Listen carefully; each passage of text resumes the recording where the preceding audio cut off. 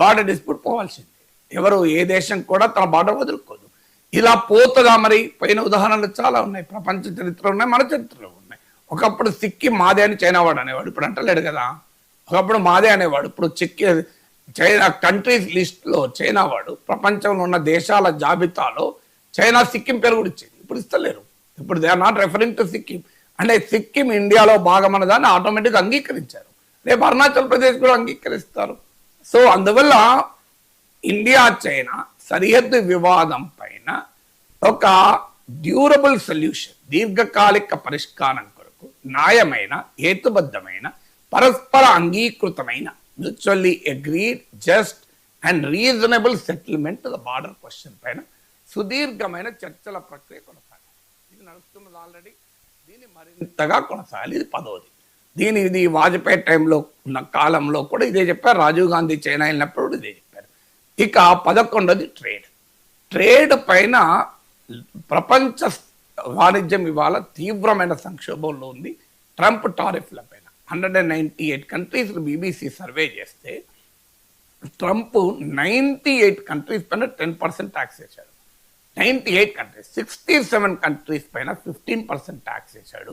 18 to 20% 10 countries మీద వేశాడు. Above 20% 17 countries మీద వేశాడు. ఇక మిగిలింది ఏమీ లేదు అసలు. ఆఖరికి ప్రజలే లేని భూభాగాల పైన కూడా పన్ను వేశాడు. అసలు వాణిజ్యమే జరపని దేశాలతో పైన కూడా పన్నులు వేశాడు. ఇక మిగిలింది ఏంటంటే ఉంటే ఆల్రెడీ ఇదివరకే అడ్డగోలుగా పన్నులు వడ్డించిన రష్యా పైన కొత్తగా వడ్డించడానికి ఏమీ లేదు. సో అందువల్ల ప్రపంచ వాణిజ్యమే ఇవాళ ట్రంప్ దెబ్బకు తలకిందులవుతుంది. అందువల్ల ఇండియా చైనా గనక ట్రేడ్లో కలిస్తే ఇది గ్లోబల్ స్టెబిలిటీకి, ప్రపంచ వాణిజ్య సుస్థిరతకు, ఆ ప్రపంచ వాణిజ్యాన్ని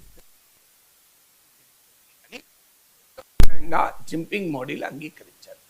ఇక 12వది, మరి దాన్ని ఎలా ఇంప్లిమెంట్ చేయాలి?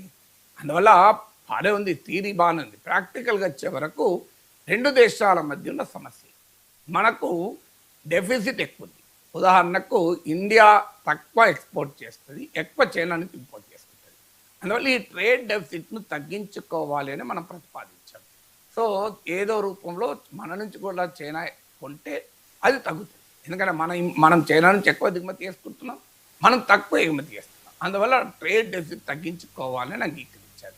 దాంతోపాటు కొన్ని రకాల వస్తువులపైన మనం ఎక్కువగా ఆధారపడతాం. ఇప్పుడు ఉదాహరణకు మీకు సింపుల్ ఎగ్జాంపుల్ చెప్తాను, వేయింగ్ మిషన్స్ ఉన్నాయి. So even railway axles and wheels ఉన్నాయి.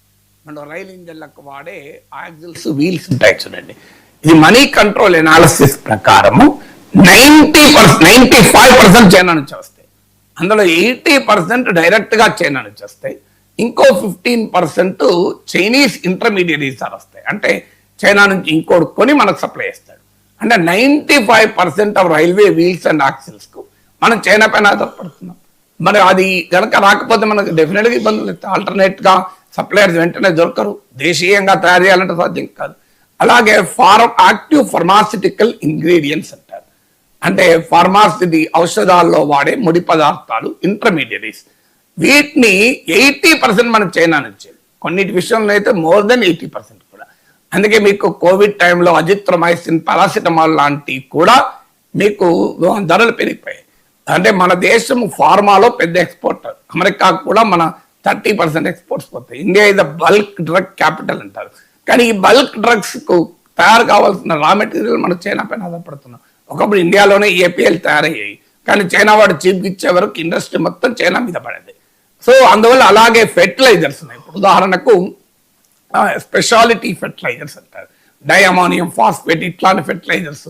వీటిలో కూడా మనము మనీ కంట్రోల్ అంచనా ప్రకారం అత్యధికంగా మనం చైనా పైన ఆధారపడుతున్నాం.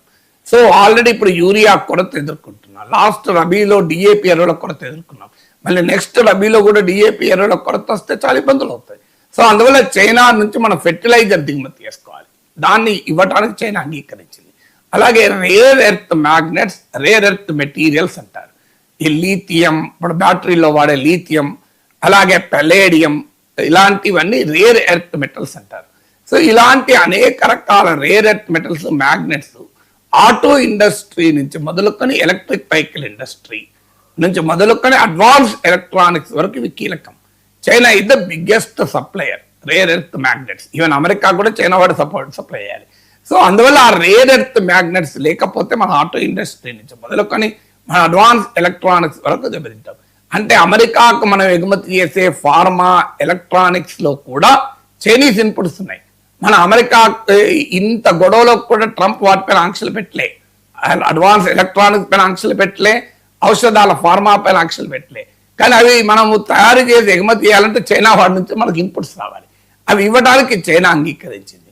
సో ఇలా చైనా నుంచి ట్రేడ్ ఇన్వెస్ట్మెంట్ ఎఫ్డిఐ, అలాగే చైనీస్ ఎఫ్డిఐని మన దాంట్లో అనుమతించడానికి మనం ఎగ్రీ అయ్యాం. ఇదివరకు మనము గాల్వాన్ వాయా తర్వాత Chinese Apple, tick talk boycott చేసాం. చైనా ఎఫ్డిఐల పైన మనం ఆంక్షలు పెట్టాం. ఇప్పుడు ఆంక్షలు ఎత్తివేయడానికి ఇండియా అంగీకరించింది. అందుకే ఇప్పుడు చైనీస్ కంపెనీస్ టాప్ మేనేజ్మెంట్ లో 5 ఏళ్ల నుంచి ఇండియాకి రావడం లేదు. వాళ్ళు చైనా నుంచే మన ఇప్పుడు వివో, ఓప్పో ఇలాంటి చైనీస్ కంపెనీస్ ఉన్నాయి.